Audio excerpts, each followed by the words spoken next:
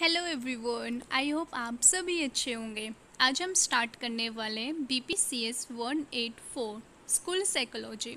आज ये हमारी बुक स्टार्ट होने वाली है जिसमें हमारे टोटल 4 ब्लॉक है जो हमें पढ़ने हैं। उसमें 4 ब्लॉक के अंदर आपकी 9 यूनिट है जो हमें पढ़नी है।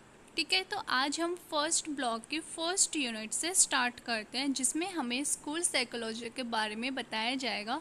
उसका इंट्रो रहेगा कि ओवरऑल स्कूल साइकोलॉजी है क्या। ठीक है, तो हम फर्स्ट यूनिट पे चलते हैं जिसका नाम है स्कूल साइकोलॉजी एंड ओवरव्यू। मतलब स्कूल साइकोलॉजी का पूरा एक ओवरव्यू हमें दिखाया जाएगा इस चैप्टर में। ठीक है, तो इसके जो टॉपिक रहेंगे आपके फर्स्ट आपका इंट्रो रहेगा, फिर आपकी डेफिनेशंस रहेंगे स्कूल साइकोलॉजी की, फिर आपका need and relevance of school psychology, फिर historical overview and current trends, future of school psychology in India, roles and functions of a school psychologist. अब ये आपके टॉपिक्स हैं जो आज हमें इस चैप्टर में पढ़ने हैं। तो हम पहले इंट्रो से स्टार्ट करते हैं। अगर हम ये देखें कि जैसे हमें पता है कि स्कूल साइकोलॉजी हो गया, काउंसलिंग साइकोलॉजी हो गया, क्लिनिकल साइकोलॉजी हो गई, एजुकेशनल, चाइल्ड साइकोलॉजी, ये बहुत ही मतलब रियली होते हैं। अब जैसे कि हमें पता है कि ये एक पूरा प्रोफेशनलाइज होना चाहिए कि हमें अगर हम कुछ भी सीख रहे हैं तो हमें ना मतलब उसके बारे में पूरा एक प्रॉपर स्ट्रक्चर होना चाहिए कि हम उनको सीख रहे हैं, ताकि अगर हम कुछ प्रोफेशनल तरीके से सीखते हैं तो एंड उसको फिर हम अप्लाई कर सकते हैं बेटर तरीके से। जैसे अब हम देख रहे हैं कि अब आज मतलब अभी के टाइम पे बहुत सारे ऐसे प्राइवेट स्कूल्स भी हैं जो काउंसलर स्टार्ट कर चुके हैं, जैसे स्कूल साइकोलॉजी से रिलेटेड काउंसलर कराना, आपको बच्चों को कैसे हमें मेंटल हेल्थ उनको प्रोवाइड करनी चाहिए, उनको हमें कैसे कंसर्न करना चाहिए, उनको कैसे हैंडल करना चाहिए, लाइफ की प्रॉब्लम्स को कैसे फेस करने में उनको हमें मोटिवेट करना चाहिए। ऐसे हम बोल सकते हैं, ऐसे हम बहुत सारी गाइडनेस अब प्रोवाइड कर चुके हैं। और ये भी हो सकता है क्योंकि बच्चों का क्या है ना कि उनको मेंटल हेल्थ पे हमें बहुत ध्यान देना होता है, क्योंकि स्कूल काउंसलर में क्या है ना कि उनको सिर्फ हम ऐसे बोल सकते हैं, स्कूल काउंसलर में हम बच्चों को एक साथ ग्रुप डिस्कशन करवा सकते हैं, गाइडनेस सर्विस प्रोवाइड कर सकते हैं, ताकि उनको एक्चुअल में पता चले कि जो अगर उनके सामने कोई सिचुएशन आती है तो उनको कैसे हैंडल करना है। तो ये सारी चीज़ें हम उनको प्रोवाइड कर सकते हैं। आज के टाइम पे ये बहुत अच्छे से चल रहा है, इतना भी नहीं है बट हाँ फिर भी काफ़ी स्कूल में एक हद तक स्टार्ट हो चुका है। तो अगर जैसे अभी हम ये देखें स्कूल साइकोलॉजिस्ट के अंदर जो टाइटल्स आते हैं, काउंसलर और स्कूल काउंसलर, इन दोनों का जो मतलब है ना एक ही होता है। ठीक है, तो ये था आपका छोटा सा इंट्रो। तो अब हम देखते हैं कि डिफ़ाइन कैसे कर सकते हैं हम स्कूल साइकोलॉजी को। स्कूल साइकोलॉजी का एक सिमिलर है आपके एजुकेशनल साइकोलॉजी में, जिसमें हम बच्चों को एनवायरनमेंट के बारे में लर्न कराते हैं। जैसे कि एकेडमी जर्नी हो गई, जैसे बच्चों की होती है ना कि हम एक एकेडमी में हम जाते हैं, स्कूल में, कॉलेज में, हम वहाँ पे बहुत सारी चीज़ें सीखते हैं, लर्न करते हैं। ऐसे ही हम बच्चों को एक मतलब बाहर की दुनिया, उनको कैसे सिचुएशन को हैंडल करना, फेस करना है, उनकी मेंटल हेल्थ के बारे में उनको कंसर्न करना, उनसे बातें करना, ताकि वो अपने ऊपर प्रेशर ना डाले, कोई सिचुएशन को ऐसे नेगेटिव वे में ना देखे। तो ये सारी चीज़ें हम उनको सिखाते हैं। स्कूल साइकोलॉजिस्ट का क्या है ना कि उसमें बहुत सारे हम प्रोग्राम्स सेटअप करते हैं। हम को कुछ कुछ तो ऐसे होते हैं कि हमें ना सिचुएशन क्रिएट करते हैं, ताकि वो सिचुएशन को देख सके, समझ सके और हैंडल करने की उनके अंदर कैपेसिटी आ सके। तो ऐसे ये नहीं है कि आप सिर्फ ये जो प्रोग्राम्स है सिर्फ हम बच्चों के लिए, लाइक अब हमें ना टीचर्स एंड पेरेंट्स को भी इन्वॉल्व करना चाहिए, ताकि वो भी बच्चों की जो मेंटल हेल्थ है उनके ऊपर रिसर्च कर सके, लाइक उनको देख सके कि बच्चा एक्चुअल में सच में ठीक है या नहीं है। क्योंकि बाहर से सबको दिखता है कि वो ठीक है, बट उसके अंदर क्या चल रहा है क्या नहीं चल रहा है, उसके थॉट प्रोसेस में क्या क्या इन्वॉल्व हो चुका है, वो सारी चीज़ों का भी हमें बहुत ध्यान रखना चाहिए। अगर हम ये देखें कि इंटरनेशनल स्कूल साइकोलॉजी एसोसिएशन ने भी स्कूल साइकोलॉजी के बारे में बताया है कि जो ये टर्म है स्कूल साइकोलॉजी, ये जो यूज़ किया जाता है, लाइक ये ना बच्चों को एजुकेशन से रिलेटेड तो है ही, बट हमें क्या है ना कि बच्चों को साइकोलॉजिकली मतलब साइकोलॉजी के अकॉर्डिंग हमें उनको प्रॉपर सर्विस प्रोवाइड करनी चाहिए, लाइक एक पूरा स्ट्रक्चर होना चाहिए कि ताकि हम उनको अच्छे से सिखा सकें। एंड इसके अंदर सिर्फ स्कूल्स, फैमिलीज़ एंड अदर बहुत सारी चीज़ें आ सकती है, क्योंकि हम जब बच्चों को अच्छे से प्रॉपर तरीके से प्रोफेशनल तरीके से, लाइक हमें जब हम खुद जब एक साइकोलॉजिस्ट है वो खुद एक अच्छे से उसको पूरा स्ट्रक्चर पता है, लाइक वो खुद एक प्रोफेशनल है, लाइक उसने सीखा है, तो वो सबको सिखा सकता है। और उसके वजह से क्या होना कि बच्चे ग्रो करेंगे, डेवलप होंगे, और उसके वजह से फिर वो हमेशा अपनी लाइफ में सक्सेस रहेंगे। ठीक है, तो स्कूल साइकोलॉजी का एक सिर्फ ये इम्पॉर्टेंट डोमेन है कि उसको लर्निंग कराना, उसके बिहेवियर्स बताना, लाइक उसका बिहेव कैसे होना चाहिए, कैसे सिचुएशन पे कैसे होना चाहिए, मेंटल हेल्थ पे हम ध्यान देते हैं।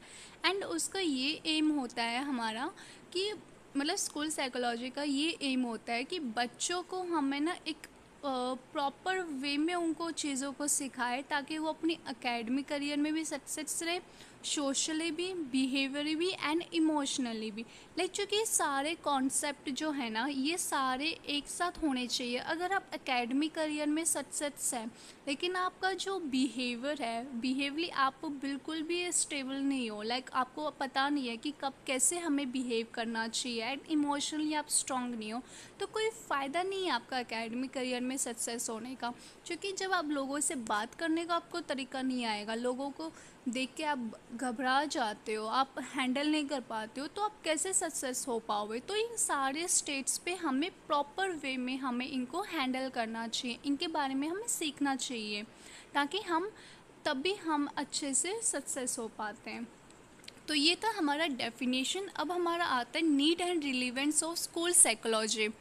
अब जैसे कि हम कुछ पीछे हम जाके देखें तो बहुत सारा इंटरेस्ट आया, लाइक जनरेट मतलब बोल सकते हो कि बहुत ज़्यादा इंटरेस्ट आया साइकोलॉजी के कोर्स में।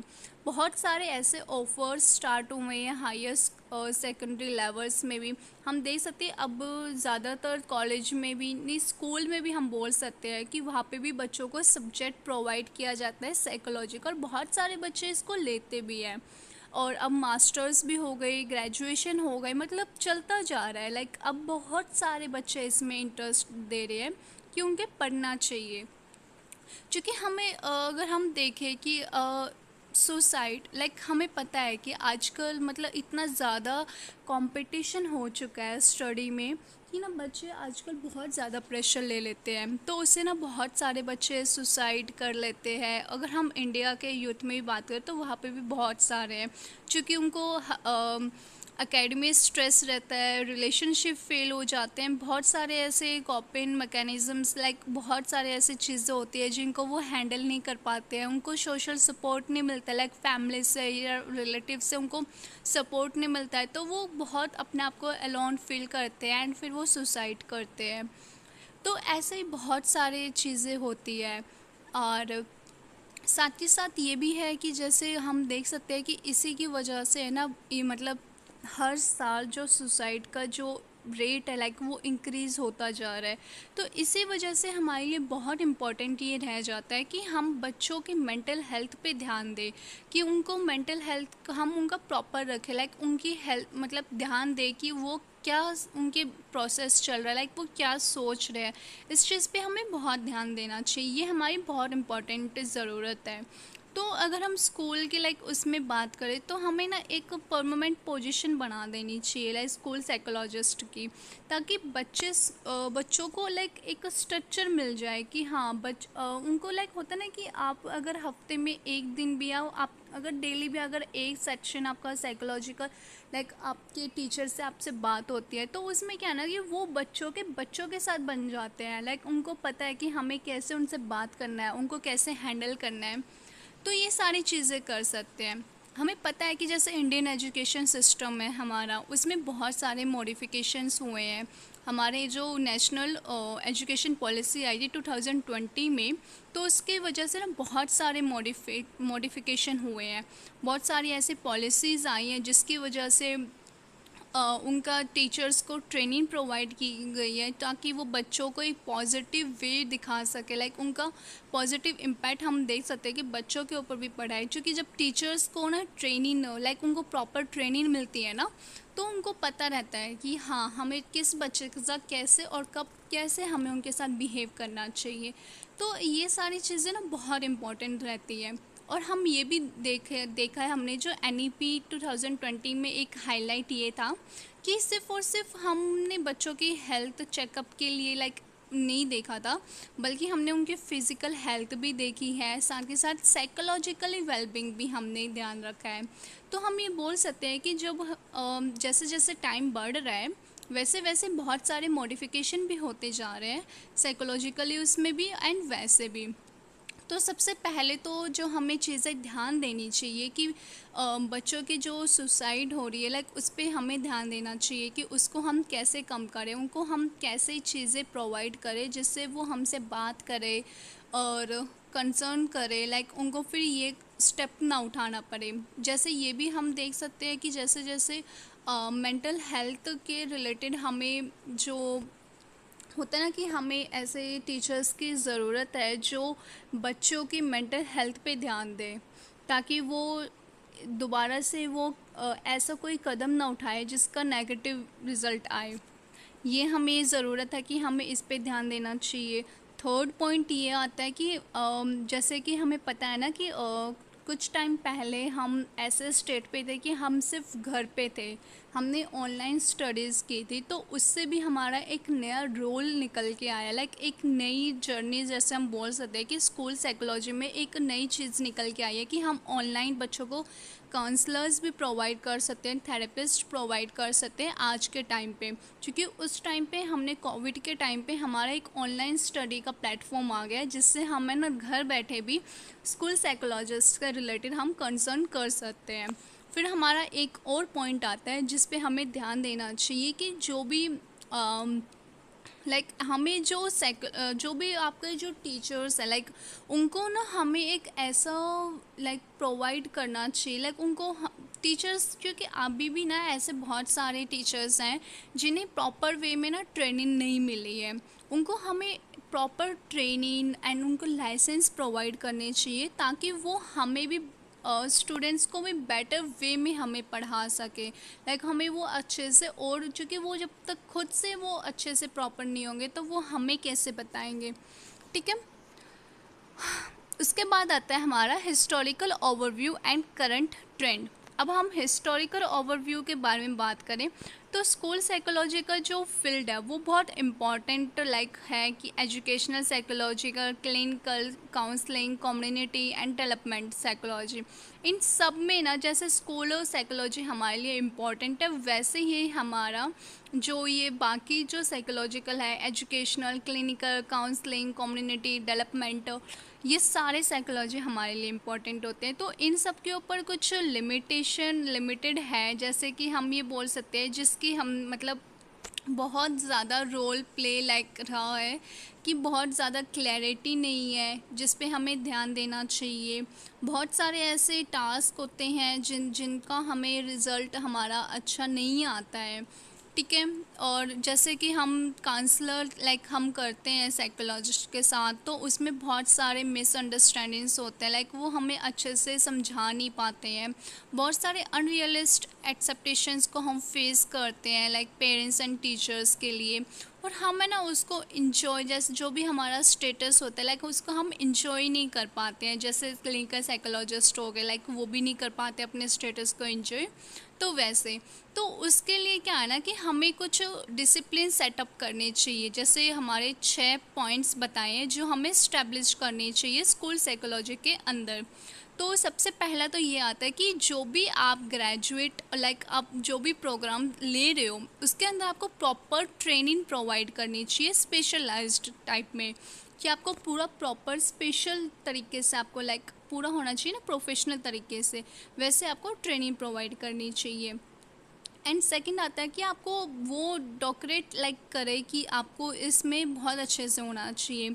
फिर आपको ना एक जो भी जैसे हम कॉलेज में जा रहे हैं तो वहाँ पे जो भी हमारे टीचर्स लाइक रहेंगे तो वो एक बहुत अच्छे क्वालिफाइड टीचर्स होने चाहिए ताकि वो हमें प्रॉपर तरीके से सिखा सकें।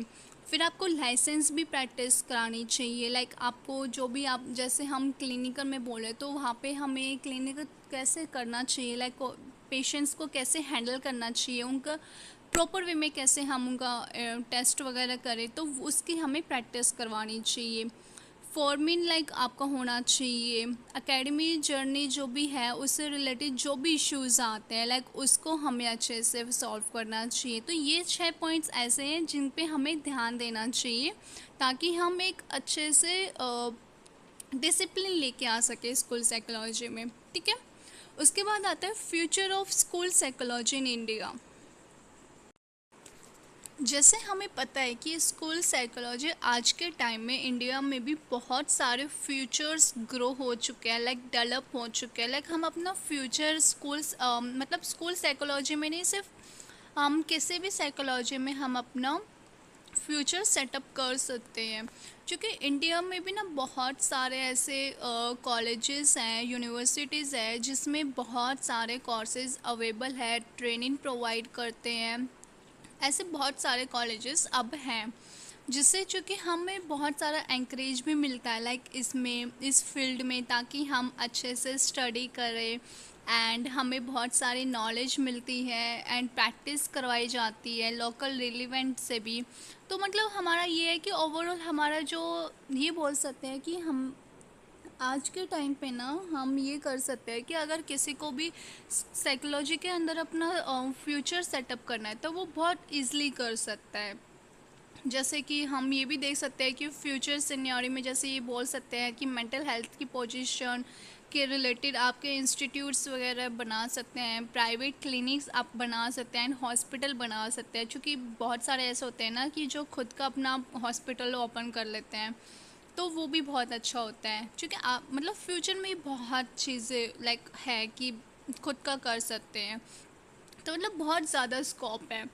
तो अगर हम फ्यूचर स्कूल साइकोलॉजी के बारे में बात करें तो इसमें भी बहुत सारे ऐसे हैं कि हम मेंटल हेल्थ से रिलेटेड बच्चों के स्कूल में बच्चों की मेंटल हेल्थ के ऊपर कंसर्न कर सकते हैं, लाइक उनको हम अवेयर करवा सकते हैं कि किस तरीके से उनको स्कूल में लाइक उन मतलब कैसे उनको रोल प्ले करना है, लाइक उनको कैसे काम करना है, सिचुएशन फेस करनी है, उनसे रिलेटेड हम उनके अवेयरनेस लाइक डाल सकते हैं। और ये सब चीज़ें आज स्कूल में बहुत सारी ये सारी चीज़ें स्कूल में सेटअप की जा रही है कि एक स्कूल साइकोलॉजिस्ट एक प्रोफेशनल तरीके से अपना काम करे स्कूल में, और इससे रिलेटेड बहुत सारे स्कूलों में काम स्टार्ट हो चुका है, लाइक हो भी चुका है।